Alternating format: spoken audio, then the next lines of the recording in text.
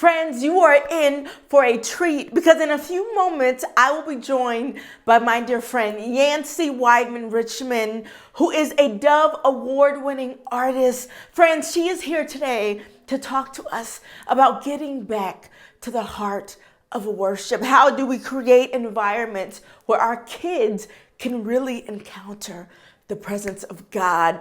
In just a moment, I'll be joined with her. See you in a second. Hey, friends, get on in here. Get on in here. I'm super excited, friends, because we have Yancy. I don't even think that I have to even introduce how absolutely incredible my friend is. Hey, as you are coming in, let us know where you guys are from. We know we get people all over, not all over the country, really all over the world who join us. And it is such a joy that you have taken out this time.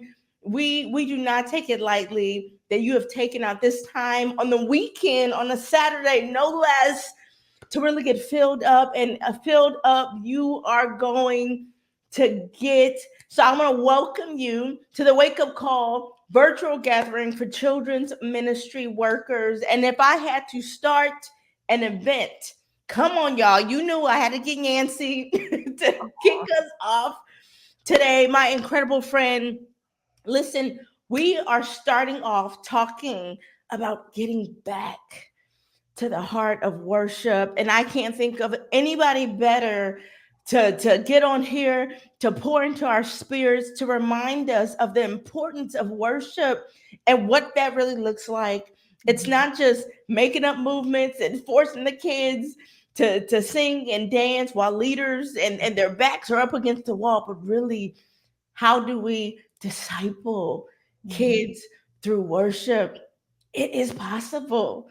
And I'm just so excited for everything that Yancy is going to share with us today. Yancy, I have a chapter in this book, and it's called Spiritually Dead. And while I was, reflecting on this, and Angela Marks is going to come on later, and she's going to talk to us about it, I really started to think about worship and how we take advantage of this incredible moment. I cannot tell you how many ministries I have visited, and I have to kind of hold my tongue a little bit and kind of really navigate in my head what I'm going to say, what type of advice I'm going to give. Because I'm like, man, this was dead. Like, you are totally missing the mark when it comes to worship and depriving just the presence of God coming in and just encompassing the space for our children. So, Yancy, one, how are you? I'm good. I am happy to be here with all of you. And you, Esther, thanks for inviting me to be part of this extravaganza you're having here with the Wake Up Call. Yancy, you got to get a rock star on. I don't know anyone who's more of a rock star than my friend Yancy. And you guys, I'm gonna hand it over to her soon, but I don't want you to get off really quickly because I want to share about this absolutely incredible resource that Yancy has out there. And I'm going to tell you right now, just real quick, there's not another one out there for us. So this definitely needs to be a part of your library. So we're going to talk about that. Yancy might have grace on us and give us a little deal at the end. So you got to stick around to get that. But Yancy, I'm going to go ahead and hand it over to you, and I'll see you in the end. Okay. Well, I'm so excited to be here with all of you guys today, just to talk about this subject of getting back to the heart of children's worship. It is my passion. It is something I love, something I believe in with every fiber of my being, is kind of how I like to say it. So let's jump in, because I've got a lot I want to talk to you about. And I know we've got limited time to do it, but I think one of my favorite stories from just being a part of ministry, even in my local church this last year, was a Sunday. It was in between our two services on Sunday morning. I was in the hallway and I was talking to a family that I know. It's a young boy that's actually friends with one of my sons. And this young boy, he's like 7 years old. And Oliver looked up at me with the biggest smile on his face.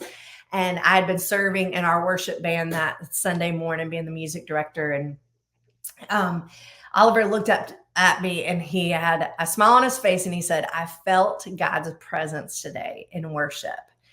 And it was such a cool moment because I realized that day, that Sunday, everything had changed for Oliver. He had been marked. He had had an experience where he knew that he knew that he knew that he had felt the presence of God Almighty there in that classroom on that Sunday morning in our elementary kids space. And I was excited because I also knew that not only was he marked because of this experience, but what he anticipated moving forward in future Sundays that he would show up to church. He was going to show up with a different expectation of what he wanted to experience because he was going to be hungry for more of experiencing God's presence. And so I want to talk to you just about some of these ideas today. Truly, I have a dream, guys. I have a dream that one day every single church leader, every single pastor, every worship pastor, every next gen family ministry director, children's pastor, children's director, whatever your title may be, that every single church leader will champion worship to happen in the disciples that they are making. You know, we in church world, we're very good at championing a lot of different things. We champion missions, and missions is good. We champion serving, and we know that serving and having all the right people on your team to help you do the work of the ministry is a good thing. We champion giving in the offering, supporting the building fund, all of those different things. And we know that that's important as well. But I don't think that in ministry as often we are as intentional and as focused and strategic on truly helping the disciples that we are raising up to be the worshiper that God created them to be. And so I want you to think about just these questions. I'm going to ask you guys some things, maybe jot this down. We'll make it available to you in the notes so you can kind of have some homework to go back in, dive in, really answer these questions, analyze what you're doing in your ministry. But how does your church place value on worship? Think about that.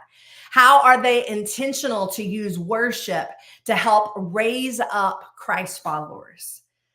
It's important. How do you make space for God's presence to be experienced? How are you cultivating a love for the Father through the expression of songs sung, knees bowed down, hands extended with reverence? And guys, this is something that I am burdened for. I love what Esther was saying about, just talking about this spiritually dead aspect. I know exactly what she's talking about it. I have seen it firsthand. I have stood in random churches all across America and had my heart break for what I really didn't see in the way of engagement in worship, the way of seeing people that are Christ followers that believe in Jesus and are serving him with their life, them not engage in this expression and this response to the love of the Father. And so I identify with what Esther was talking about here, because I believe I'm speaking to dry bones and I'm telling them to come alive. As we talk about this subject, that is something that I know is true, because really when you analyze so many churches and you watch what is happening, whether it's in the adult space or student space or kid space in the area of worship, it's easy to see we have a lot of spiritually malnourished Christians in this area. And the Bible tells us that people perish for lack of knowledge. And I believe that is true, that we've got to do more to equip and teach and model and help people understand what this looks like in their life so they can put it into action and they can have their dry bones awakened, that they can be called forth, and we can speak life into them by equipping them to be the worshipers God created them to be. So I always have to share this verse because this is a verse that changed everything for me. in the way of understanding the power that's in kids worship. I could describe to you everything about my office, the room that I was in, what it looked like, the decorations on the wall, where my vintage Wurlitzer keyboard was over there, the electric piano on the side of the room. I could tell you all of that in detail. But I remember coming across this verse in Psalm 8, 1 and 2. It says, God, brilliant Lord, yours is a household name. Nursing infants gurgle choruses about you, and toddlers shout the songs that drown out enemy talk and silence atheist babble. And I remember coming across that verse and kind of just having a moment of like, did that just say what I think it said?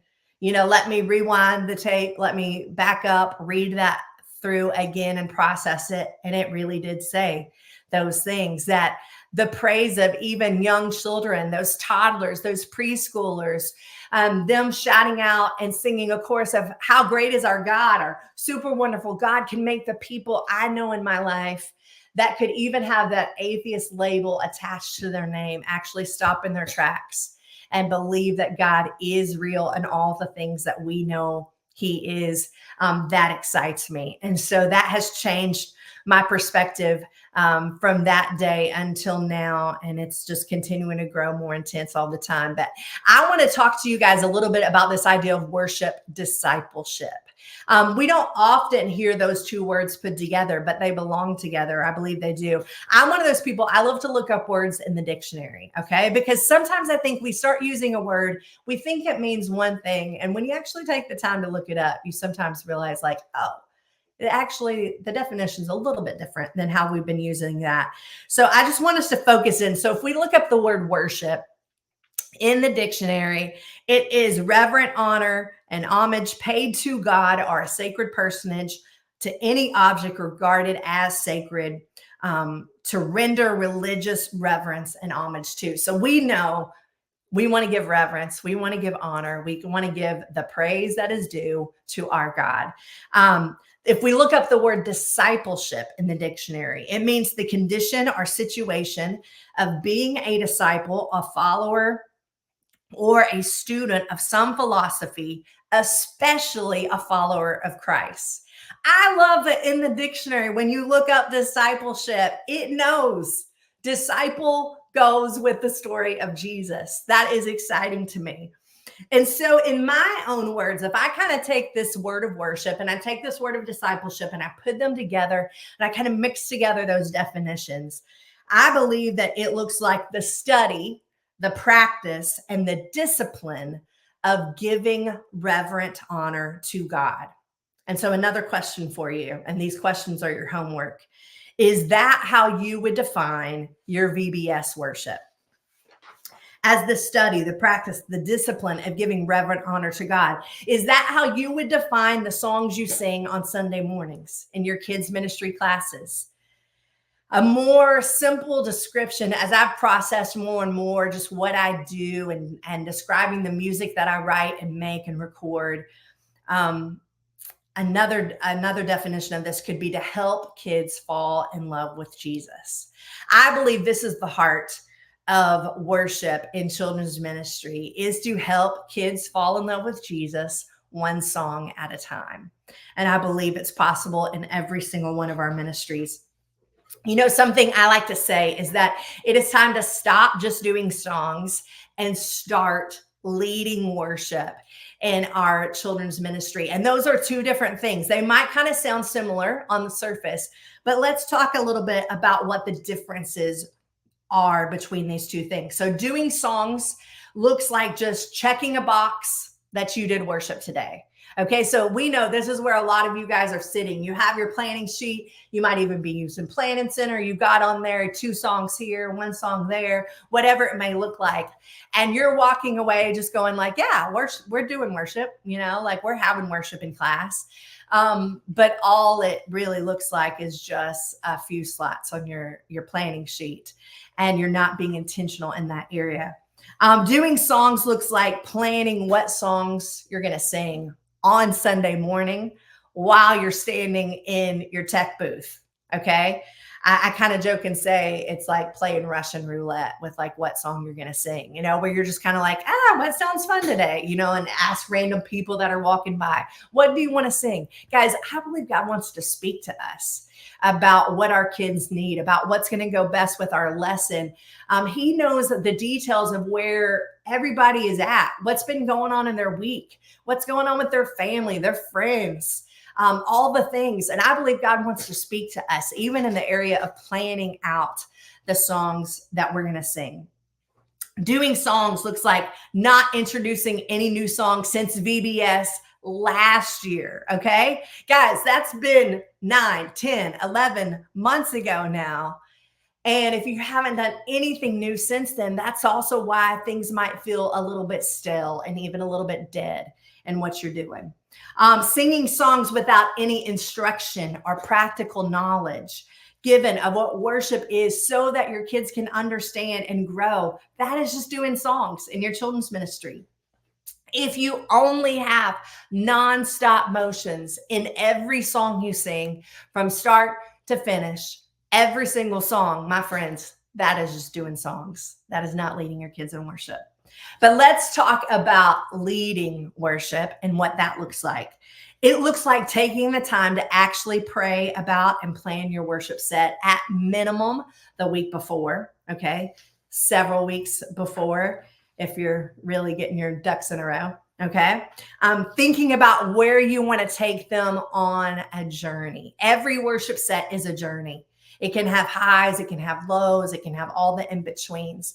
And so really think about how you can use your songs to actually get your kids to a spiritual destination. Plan your songs strategically and with purpose, okay? Leading worship looks like introducing new songs on a regular basis to keep things fresh. I want you to think about the difference between stagnant water and fresh water, okay? There's a difference. One is moving, one has life, one is growing all sorts of crud and mold and things that you don't want to be in the water that you drink, right? And so we want to be offering fresh water to those kids that we are leading spiritually. And that means by equipping them and providing new songs for them to sing as well. Having teaching moments about what worship is and giving them practical instruction of how to get involved and be a part of the worship that is being expressed. That is when you know that you are actually leading kids in worship. And another thing is just including a variety of methods and postures of how to engage in order to engage more people throughout your song set. So yes, have the songs that are motions, but also have songs where people just get to stand there and lift their hands and show that honor and that homage to our God in a reverent way. Different kids, different personalities, they're going to lean more towards one of those types of expressions. And so the more different postures you can provide, the more that you're going to get different kids involved in what you're doing. And I think that's important. A couple of weeks back, I was reminded of a story that happened to me probably about 5 years ago. I was at a conference, so to speak, about worship things, and they were having this specific track about children and music. And so I was there, I was listening to what they had to say, and it was sponsored by a foundation. And so the family that owns that foundation that had invested the funds to provide this training that day, they were there, they greeted the audience. And so obviously, like, I get to know, like, this is a family that their needs are taken care of. If they have a foundation and can fund this whole event, then we know this family has their basic needs cared for and then some. But this dad was sharing a story, just saying that their family really had been going through some stuff that year. They had been walking through some harder things.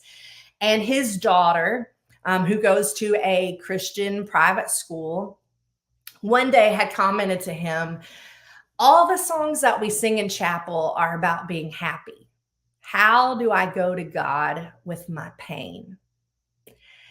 And right then and there, I flipped over the pages in my notebook where I was going to take notes, and I started writing out lyrics to a song that became a song I released in my little praise party series called Even When, that just talks about some of the different emotions and parts of life that we walk through.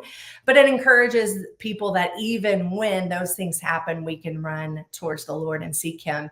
But I identified with what this, grade school age child had said about her experience of worship in chapel at her Christian school. They were only providing her with those songs of celebration, the songs where it looks like everything is a party, the songs where, yes, we're praising God, but the whole room is moving up and down. And I think so often children's ministry leaders only want that. That's what they're looking for. If they were flipping through a catalog of types of music, we know, like, they're looking for that VBS type of fun action moment. You guys have shown your true colors, okay? I know that about you. But what this young girl reminded me of in that moment is how important it is that we help kids, in addition to the fun, in addition to the happy, that we have those songs.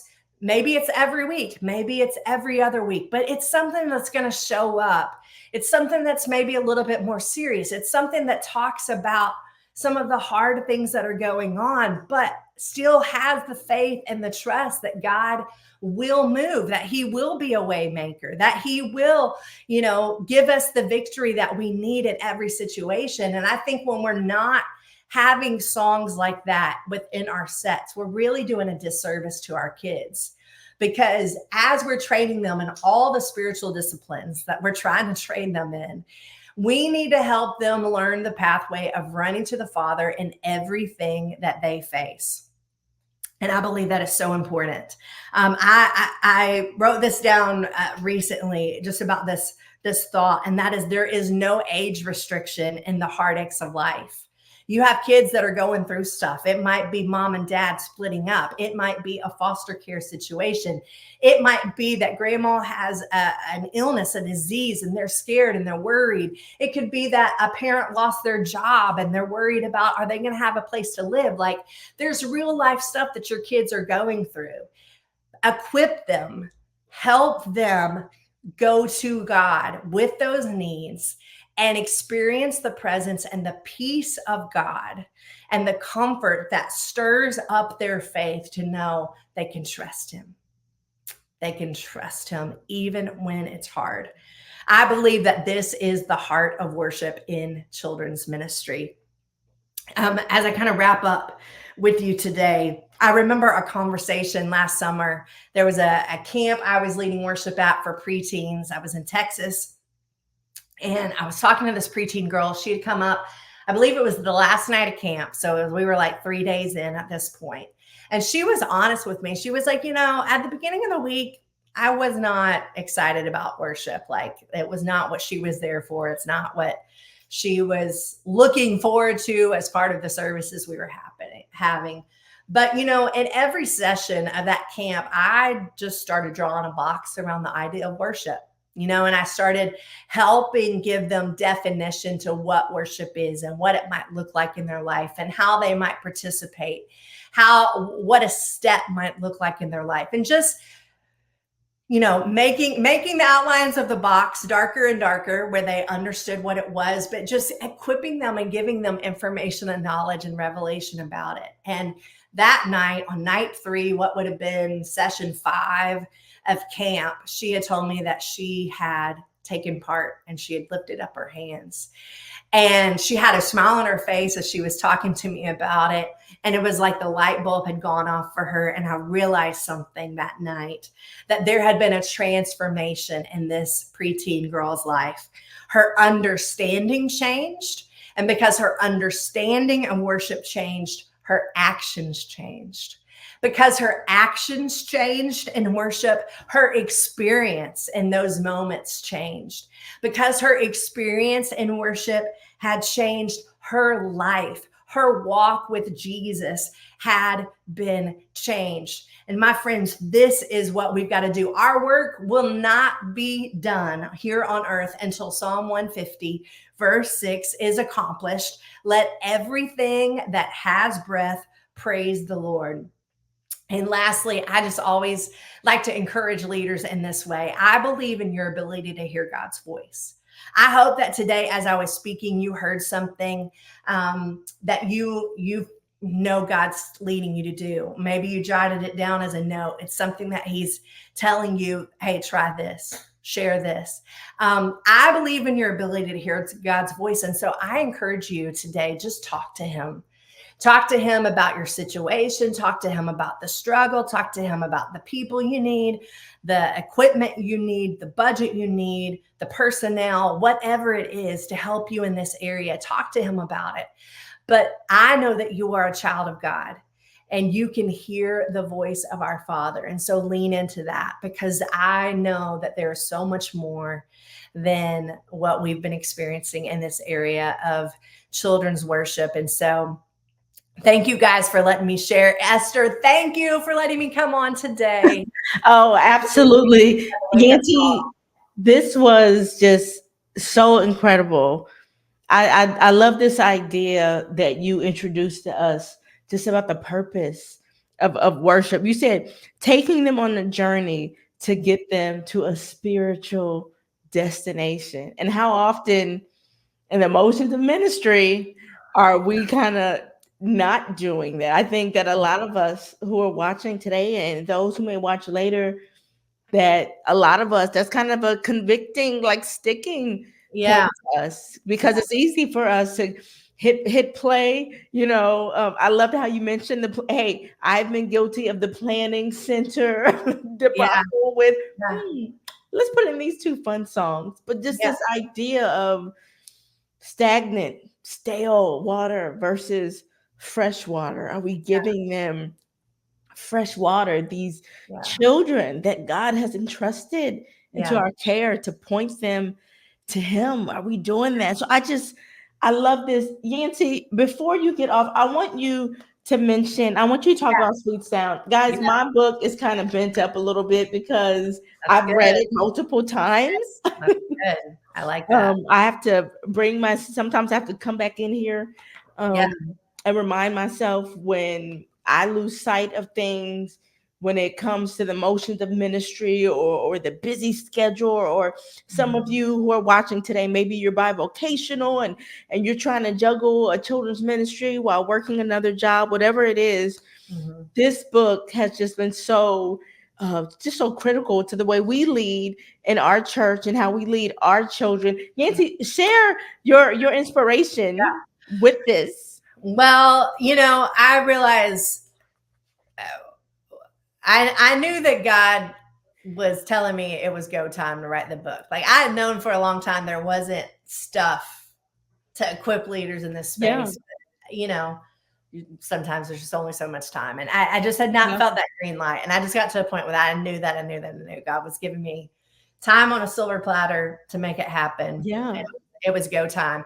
And I really realized so much of what's in the book, I think, are things that I had been talking about at Mhm. conferences and random breakouts, like it was such an easy process to write, because I joke and say it felt like word vomit. Yeah, It yeah, was just like it was yeah, bubbling over. But that's because it had been in a crock pot on yeah, the back burner for like a bunch of years, as I just had been teaching and talking about it. And so I think that's why, just mixed with God's perfect timing, like it was yeah. so easy. But first chunk of the book is really just me helping you see what the Bible says Mhm. about worship and kids specifically. And so just I know any individual that reads it, their own understanding Yeah. of how much worship matters in their own life, Mm. you know, that's going to increase. Their understanding is going to grow in that. But obviously, I wrote it specifically for people in children's ministry. So Yeah.